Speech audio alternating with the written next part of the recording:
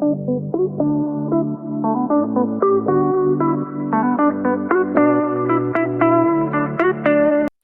is up, everyone? Welcome to another episode of Backup Fantasy Sports. It is Friday, September 8th. My name is Ewan, and on today's episode, we are going to get into some F1 fantasy with a Singapore Grand Prix preview. The race is next weekend, but I am on vacation, so I wanted to get a preview out nice and early. That way, I don't leave anyone hanging if they were looking forward to this video for the Singapore Grand Prix. But I will be back the following week for the Japan Grand Prix there. So let's get right into it here with the Singapore Grand Prix preview. Going to do a little Italian Grand Prix review, Limitless review for those that played that chip. So good job by y'all. Some price changes. Then get into the Singapore Grand Prix preview, track types, chip strategy, transfers, and some upcoming races. Just a quick plug at the top here. You can follow me on Twitter at UN or UOut, and you can like and subscribe to the podcast and the channel, whatever you're listening to or watching. Any feedback always appreciated there. Italian Grand Prix results. It was a good weekend for the Tifosi. They didn't bring home the W in Monza like they were hoping, but Carlos Sainz did grab pole on Saturday. Very, very happy about that result. Max Verstappen had a little bit of a challenge in the early parts of Sunday's race, but he eventually got through, as did Sergio Perez. So Red Bull won 2 there. Max Verstappen, 10 wins in a row, F1 record. Good job by him. Carlos Sainz, Charles Leclerc, little heart in mouth moments there during the last couple of laps where they were fighting for that podium, but they did manage to bring both their Ferraris home in one piece. So great weekend for Ferrari. Alexander Albon did well again for Williams on the track they were supposed to do well on. Lewis Hamilton went with a alternate strategy, started on the hards, didn't totally work out. I think he only went 7 more laps than those on the medium, so didn't really work out there. Not a great weekend for Aston Martin. McLaren didn't do so hot either. So lots to kind of consider as we get into the final few races of the season. Facts and stats here. This is just the optimal team without a chip. So it was Red Bull, Ferrari, Carlos Sainz as your DRS boost, Verstappen, Piastri, Albon, and Lawson, 294 points. Positions gained, Bottas and Stroll came in with 4. Sergio Perez had 3. Overtakes, we had Oscar Piastri with 9, Carlos Sainz and Charles Leclerc with 5, and then the fastest pit stop belonged to McLaren. Ferrari had the second fastest, and Red Bull coming in with 3 points there. Wanted to give a shout out to those of y'all that played the Limitless chip on the screen here. I've got a tweet from F1 Fantasy Tools and another one from F1 Fantasy Tips. Both great Twitter accounts that you should follow. F1 Fantasy Tools was on this pretty early on Friday. I remember scrolling Twitter on the train, and on this tweet it says, "It's done. The numbers just look too good, and probably no better track to do it. Forza Ferrari." So his Limitless team was Verstappen, Perez, Leclerc, Sainz, and Hamilton, with Red Bull and Ferrari as his constructor. And the F1 Fantasy Tips team also went with the same. They gained 333 points. That was a massive total. So good job by them. They saw the data. They kind of just went for it. We were all thinking that a Limitless chip would be best used on a sprint weekend, but they showed us that that is not always the case. So good job by those two, and then good job by the rest of y'all that went with the Limitless chip. I believe Tom on his YouTube channel also went with Limitless. So a little behind the 8 ball there. It didn't impact my overall rank as much as I thought it would, but I did see that Tom there went from 30K to 3K in the world. So I will be hoping for just as big of a boost whenever I use my Limitless chip, which is I'm going to discuss that later in the episode. Also, timestamps are always in the episode description below. So if you don't have time to listen to the full episode or watch the full episode, just jump around, feel free. That's what they're there for, to make sure you guys can see whatever you want. Driver fantasy points here, just kind of scaling it down from the usual data here. Verstappen and Sainz both on 38 points, Perez 30, Leclerc 24, Hamilton, Russell 17, Piastri 15, Albon 12, Norris 9, Bottas 8. and then just Stroll with 7, Alonso with 5. Fairly disappointing weekend for Aston Martin. I saw on Twitter on Saturday afternoon after FP3, everyone was kind of going to activate their Limitless chip. I wasn't really in a spot where I could sit down and properly look at the data, so I didn't feel comfortable using the chip. But I did have a random rush of blood to the head. I put Carlos Sainz in my team, so that kind of saved my weekend, to be honest. But I also took McLaren out and put Aston Martin in. I wish I could go back in time to last Saturday version of myself and kind of slap myself in the face and see what I was doing. Um, but it is what it is. We move on here. Lawson with 5, another impressive performance for him. It sounds like Daniel Ricciardo will be missing Singapore and possibly Japan. So if you have Lawson, you don't have to transfer him out for a couple of more races. So that's encouraging. Gasly with 3, Joe with 3, Logan Sargent there with 3, nearly picking up his first points. Magnussen with 1, Hulkenberg -2, Ocon -18, and Sonoda -20. Didn't even make it to the starting line.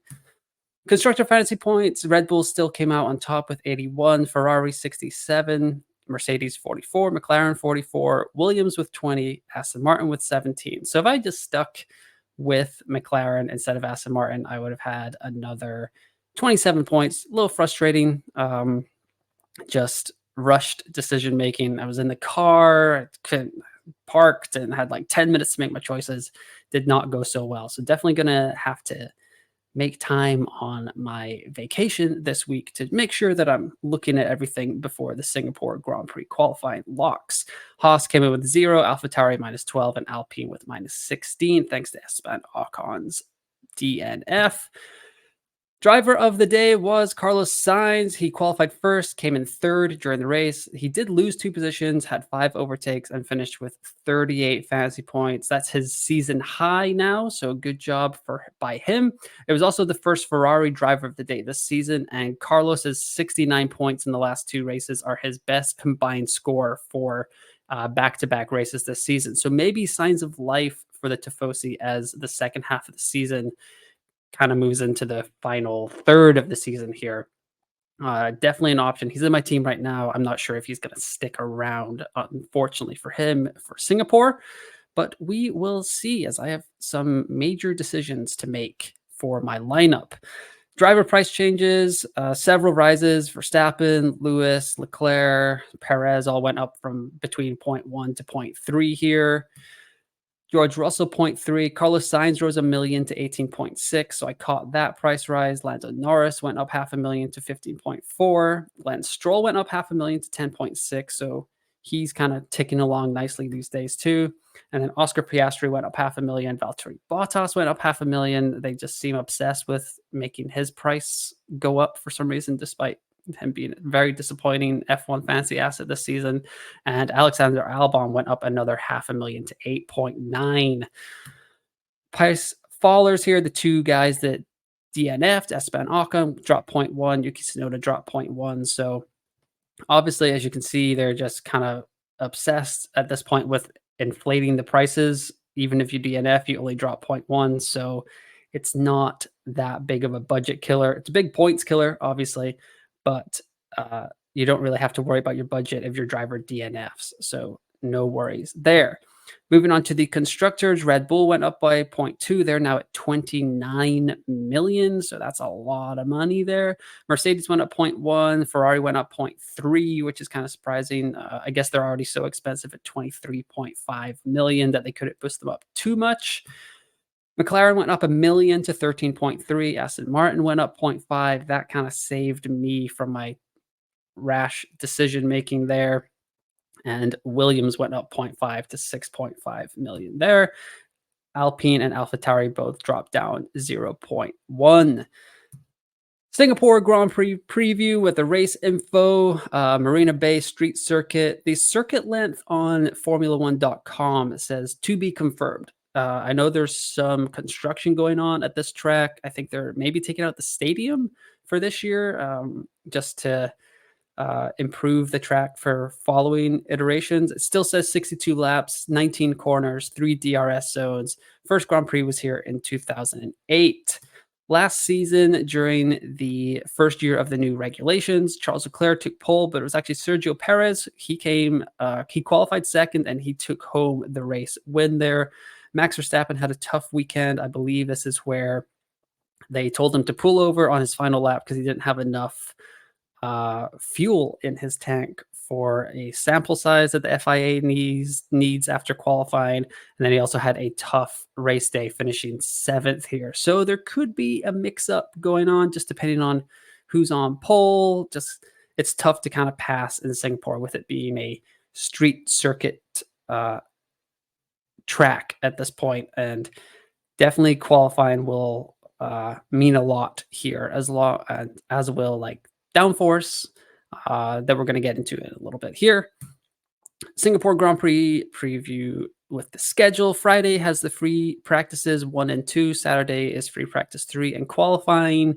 When our lineups lock will be at 9 p.m. local time, and that's 9 a.m. Eastern for you US folk. That'll be 2 p.m. for the Brits that play F1 Fantasy. So definitely look out for that. Don't get caught out with the different qualifying times than we are usually used to at this point in the season.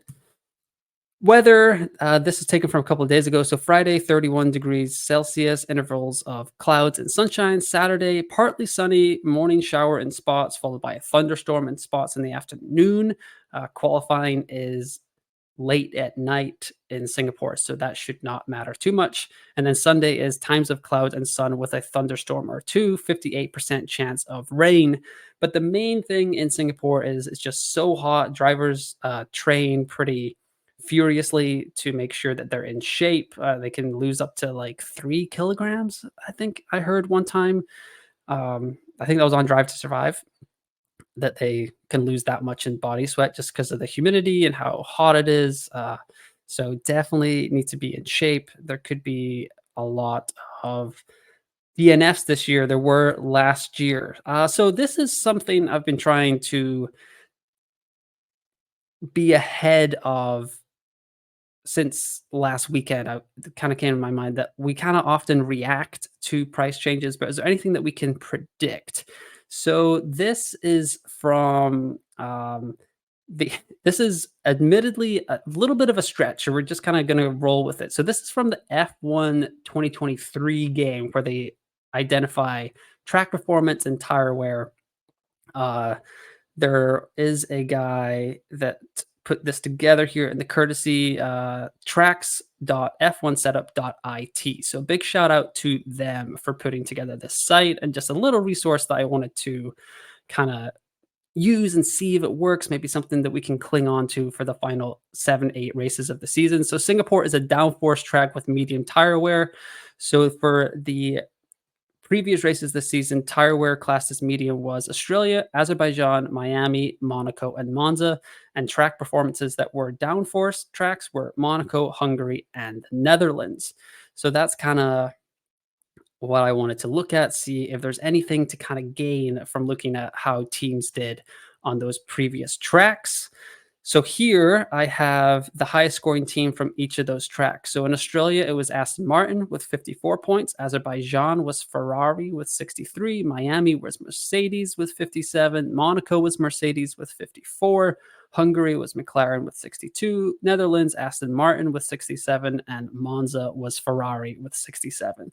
So 2 for Ferrari, 2 for Mercedes, 2 for Aston Martin, and 1 for McLaren. So not a ton to gain there. I added up the totals of all of those teams as well from those 7 racetracks. Aston Martin 271, Ferrari 292, McLaren 244, Mercedes 328.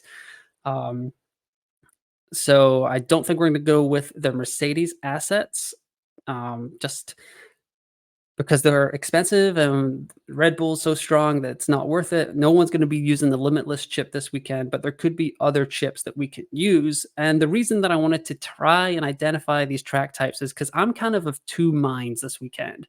I am bringing back this chip strategy graphic from earlier in the season, I have 4 chips left to play. I have my no negative, wild card, autopilot, and limitless. I've already used the extra DRS. I already used the final fix.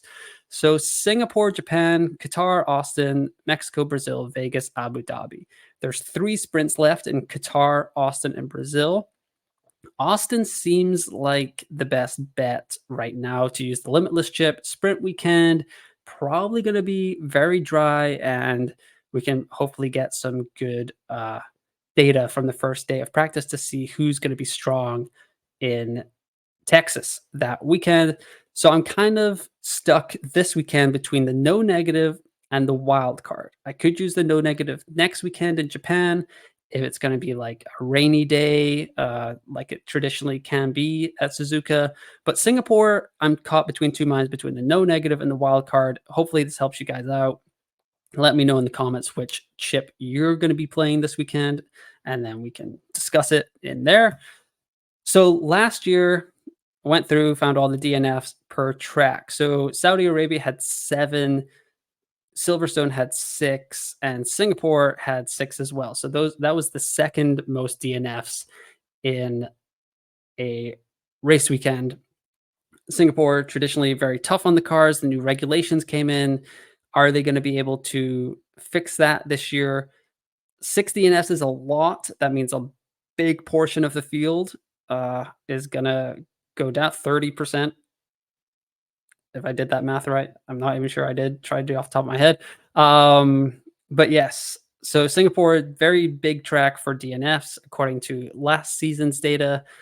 They didn't go here in 2020 or 2021, so there's been new regulations since then. So kind of just it's a little bit of a stretch here, but that's all we have to go off with these current cars. So 6 DNFs last year. So no negative could certainly be useful in Singapore, but also the wild card. I'm stuck here because I have exactly enough money to run triple Red Bull, triple McLaren with Logan Sargent. If I do that, I have to move. So right now, my current team is Verstappen, Carlos Sainz, Alexander Albon, Fernando Alonso, Oscar Piastri, Aston Martin, and Red Bull.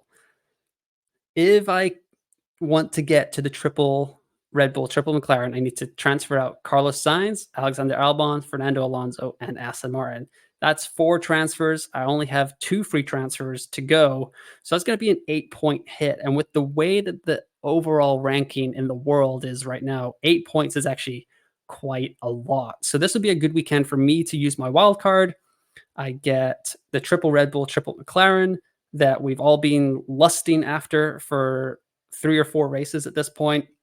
It does leave me with Logan Sargent, but potentially with the price rises coming from Singapore, if the McLarens look good, I could try to move Logan Sargent up. I don't think Williams is going to do very well at this track, so that is an issue as well.